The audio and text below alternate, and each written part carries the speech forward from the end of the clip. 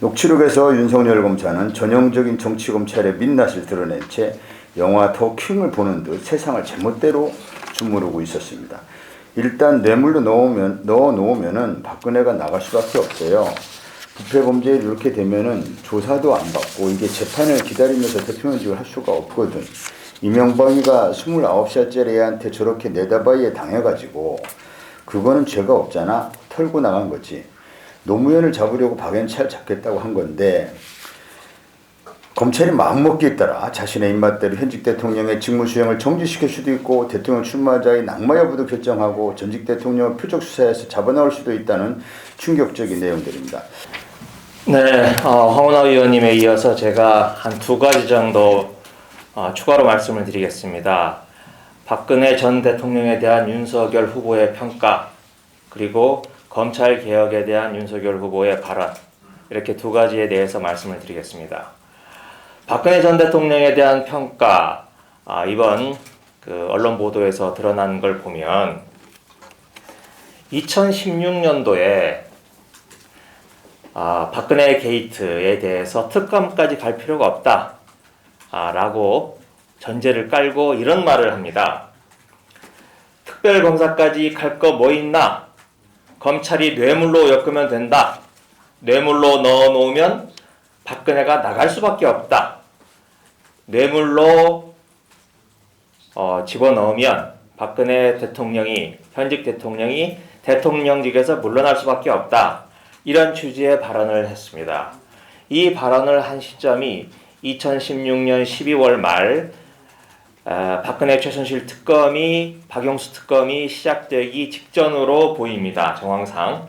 당시는 김수남 검찰총장이 검찰총장으로 있으면서 특별수사본부를 차려서 최순실을 구속하고 박근혜 현직 대통령에 대해서 막 수사를 시작할 무렵이었습니다. 그런데 여러분들도 아시다시피 현직 대통령은 내란이나 외환의 죄가 아니면 소추되지 않는 그런 특권이 있습니다. 그럼에도 불구하고 현직 검찰이 이런 헌법적인, 법률적인 규정을 모두 뛰어넘어서 초강경의 압박 수사를 해야 된다. 그래서 박근혜 대통령이 자진해서 스스로 물러날 수밖에 없도록 만들어 가야 된다. 복잡하게 특검까지 갈 것 없다. 이런 태도를 보인 겁니다. 당시 한번 돌이켜보면 박근혜 대통령에 대해서 촛불 전국에서 여러 가지 태도가 있을 수 있었습니다. 하지만 제가 보기에 이 태도가 박근혜 대통령에 대해서 대한민국에서는 가장 강경한 태도였던 것으로 보입니다. 또 이번 녹취록을 보면 박근혜 대통령에 대한 조롱과 경멸을 늘어놓습니다. 한번 읽어드리겠습니다. 박근혜를 조진다. 뇌물을 재단법인으로 받아먹었구나. 원래 박근혜가 재단하는 사람이잖아. 직업이 재단 아니냐. 이렇듯 박근혜 대통령이 해왔던 그 전에 유경재단, 영남대 재단까지 거론을 해가면서 조롱과 경멸을 늘어놓았습니다. 불과 이게 5년 전 이야기입니다.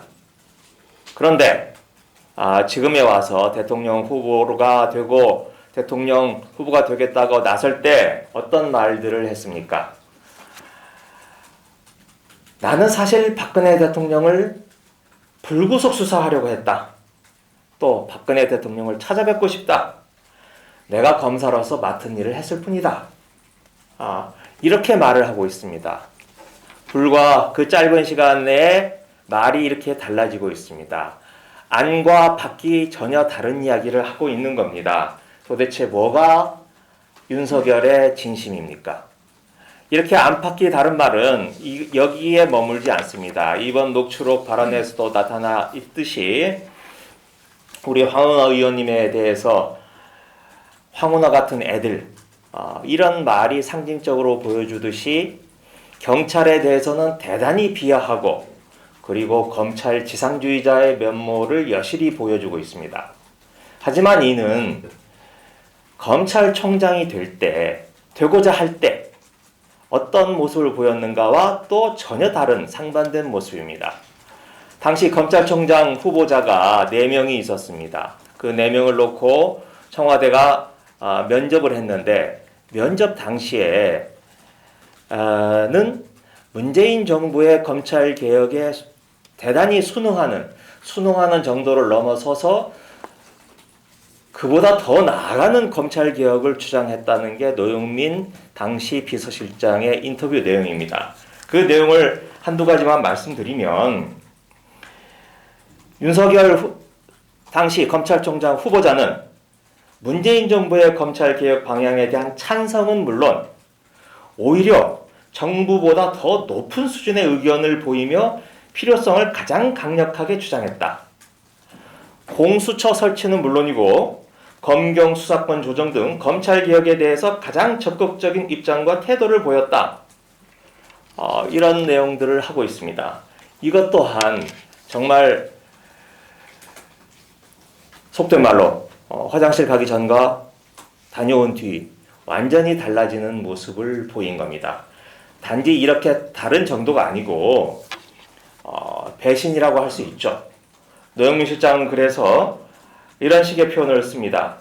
가슴속에 배신의 칼을 숨기고 대통령과 국민을 속였다.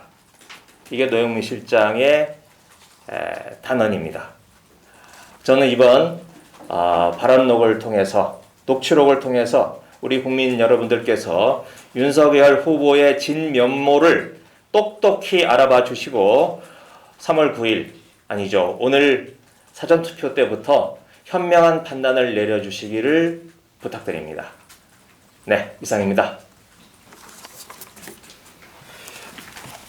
혹시라도 질문하실 게 있으신가요?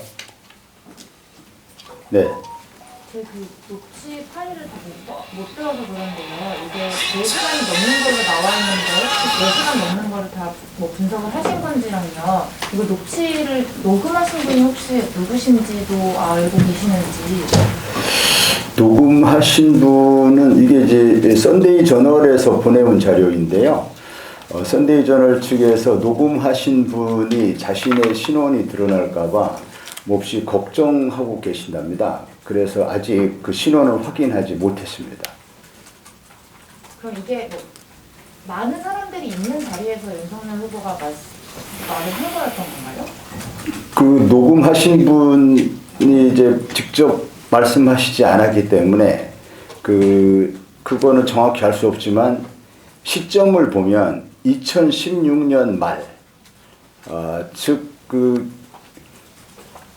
이제 최순실에 대한 수사가 특별수사본부를 통해서 본격화되고 이어서 이제 박영수 특검에 의한 특검 수사가 진행되고 이어서 문재인 대통령이 취임하고 윤석열이 중앙지검장으로 취임하고 한 그런 시점까지 길게 한 6개월 넘게 이어지는 여러 사례의 인터뷰 내용을 다 이렇게 모아놓은 한 4시간 분량입니다.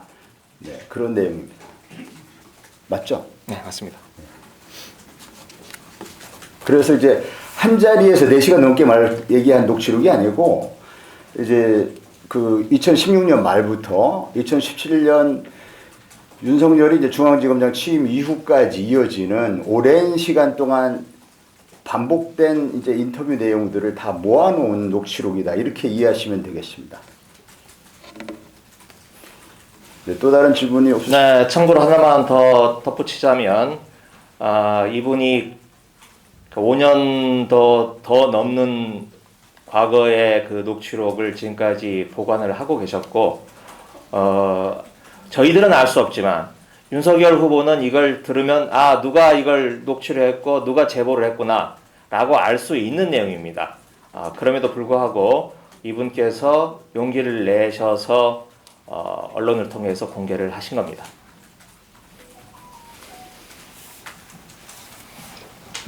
예, 없으시면 45분부터 또 우리 공보국에서 일정이 있는 걸로 알고 있습니다. 오늘 인터뷰에 기자회견에 관심 가져주셔서 대단히 감사합니다. 수고하셨습니다.